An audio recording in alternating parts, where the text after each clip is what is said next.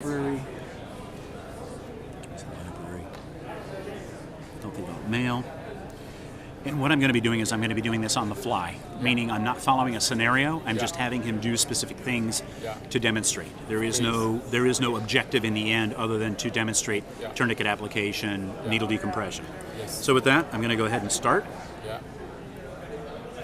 It takes him just a few seconds to come to life.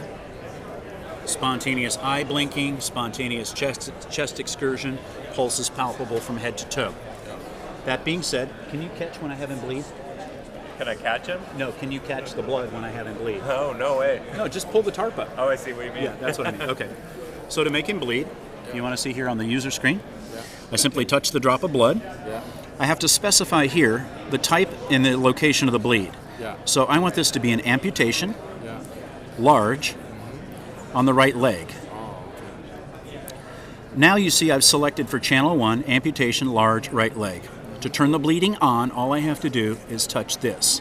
Now, if you'll see down here, go ahead and pull it back a little bit just to show them the distance.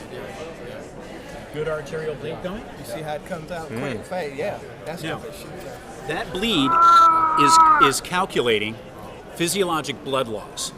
So his heart rate will increase. As his blood pressure falls, he's calculating how much blood he's lost. So normal compensatory mechanisms are going to be activated without us having to say, become tachycardic, become hypotensive. He does it automatically because the bleed is uncontrolled. At this point, where's my tourniquet? Tourniquet. There's a bag. Where's the tourniquet? Is there one under here?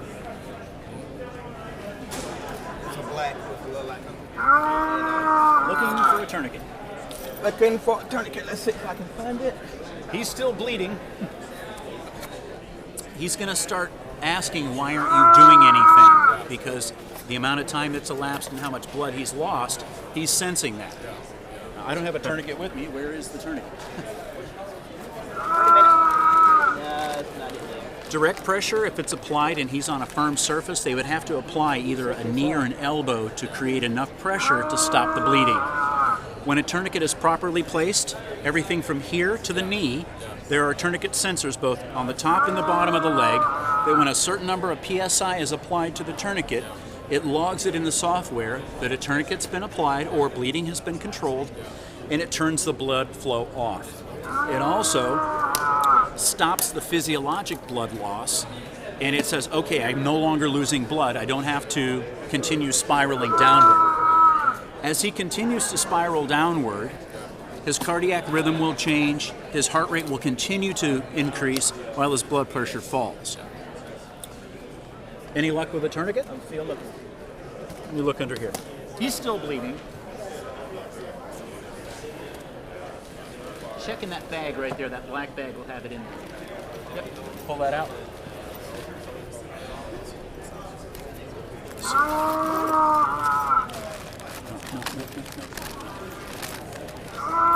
Bear with us as we're trying to find a tourniquet. Sure. There we go. Yeah. Okay, cat tourniquet. Go ahead and lift that tarp up for me real quick. We're going to get this tourniquet applied. Yeah, just lift it up enough so that he can see the bleeding stop. Okay, I'm not touching anything in the software. When applying a tourniquet, if you have two hands free, you need to put it through both buckles on the tourniquet. Still bleeding pretty good there? Yeah. Okay. Yeah, it's great. So 1, 2. This gets pulled tight. Now, as we twist, he's going to start screaming because that hurts to put it on there. All right? Is bleeding stopped? Yeah. Okay, he's asking for some pain medicine now. It's still bleeding a little bit. I'm going to put it one more time. Okay, and now I'm going to secure it in place. That being said, if you look at the software, it says right leg hemorrhage control applied with the time next to it. So an evaluator can determine how fast it took them to apply a tourniquet properly. 40 seconds from the time I arrive at the casualty side is too long. They should have that tourniquet immediately available. It took us time, unnecessary blood loss. All right. So in addition to that, it now says fluid loss blood was set to 0, meaning The software is saying I am no longer losing blood. Now, to demonstrate, I need a needle, a 14 gauge needle that's down in that black bag. It should be in one of the top zippers. I'm going to create a pneumothorax. To create a pneumothorax, I simply select which lung I want it to occur on and the amount of the volume. We can set it to happen immediately, or we can set it to happen over time. Okay? So he's asking for us to take this tourniquet off. I'm not controlling what he's saying at all. So now I'm accepting this, and he's going to now start complaining that he can't breathe. I'm going to turn the needle decompression feature on to let you know what's happening underneath the skin. Now he's saying he can't breathe. Under the surface of the skin, in the location where we're going to place, thank you, where we're going to place the needle is a small little a well, if you will, a receptor. It's charged with air from the bottom, so that when we place the needle, you'll actually be able to hear it to come out, okay? So now, I'm looking at the chest. I'm going to find my anatomical landmark. Second and third intercostal space, mid-clavicular, 90-degree angle, straight down. Now listen carefully. Did you hear the Now that I've decompressed it, listen to what he says. Okay. You'll notice here. Did you hear what he said? No, I didn't. Sorry. Something about the leg. He said WTF is what he said.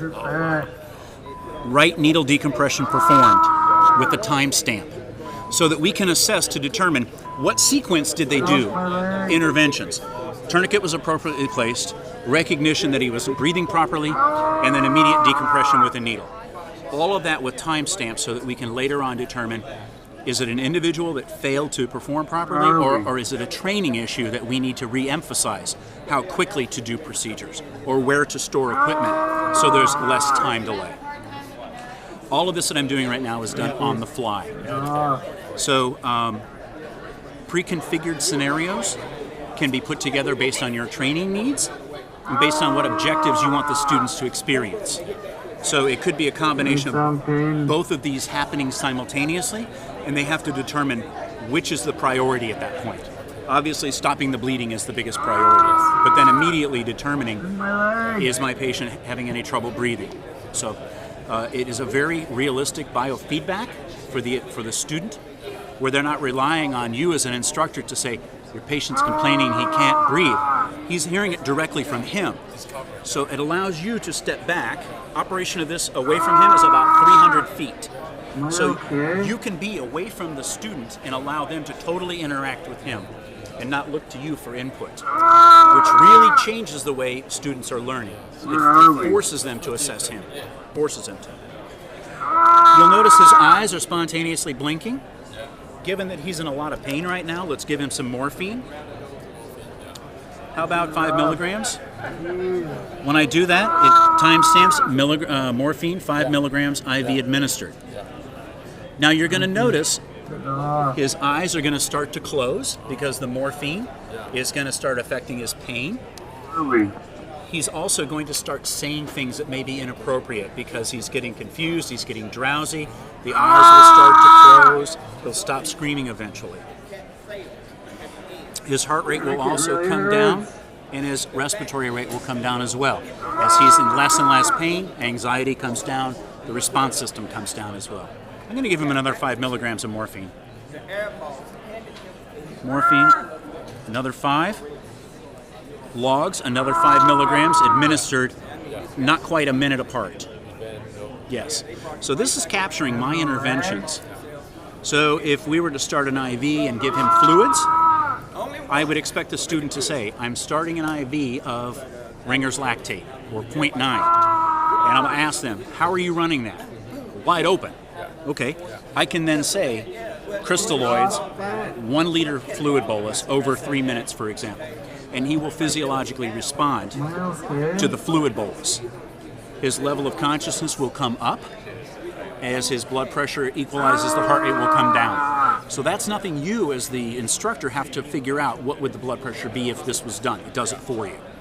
So it's very intuitive to the appropriateness and the timeliness of interventions. There is no given outcome of any patient because of the variability of what a student will do and when they do it. So we start out with the same clinical presentation, but the end result will vary from student to student based on how fast they assess and intervene. So, what kind of questions can I answer for you? So this is most using for EMS and in the field. Military, tactical units, police SWAT units, for example, special weapons units. Yes. Decontamination units, hazmat, that need to wash them down from head to toe. You can apply water to him, no problem. Just protect the nose and the mouth like you would a patient, otherwise you'll drown them. So as long as this is protected, you can wash them down. You can take a hose and head to toe, no problem. When I take him out in the field and I get him dirty, they ask, how are we going to clean him up? I take a hose and I just spray him down. You don't have to turn him off or anything. He runs fine. So he's designed for very austere environments. Rain, snow, mud, sand, for example. He does perfect out there. The batteries on board, I have seen them last almost 7 hours. Yes, they're rated for about 5 or 6 hours, but I've seen them last longer than that. His fluids on board for the blood, 1.5 liter capacity to make him bleed. To refill it takes less than 2 minutes to refill the onboard fluids. He can bleed from any extremity, as well as from up and around the neck or the upper body, or from down in the abdomen. So we have hoses to attach moulage pieces to. Neck moulage, head moulage, chest moulage, groin injuries can all be attached and then plumbed to bleed. So in the software we can turn the bleeding on and off for different clinical presentations. The same software with Einstein? Very similar. Very similar. Yes, very similar. It's different in the fact that the way that the bleeding system on him, I believe, is much more robust. Very realistic. Arterial or venous, small, medium, large, for each venous and arterial. So you may have several bleeds simultaneously, and the student has to determine which one is a more credible life threat. This may have a gaping injury, but it's not really bleeding very much, whereas this one may be bleeding like crazy. They have a clinical decision to make, okay, I need to take care of this one first, and maybe just pack this one in the meantime. So yeah, bleeding sites each extremity, the neck, and also at the belly, so that he can bleed from any location. Thank you so much. You're very welcome. If I can answer any questions for you.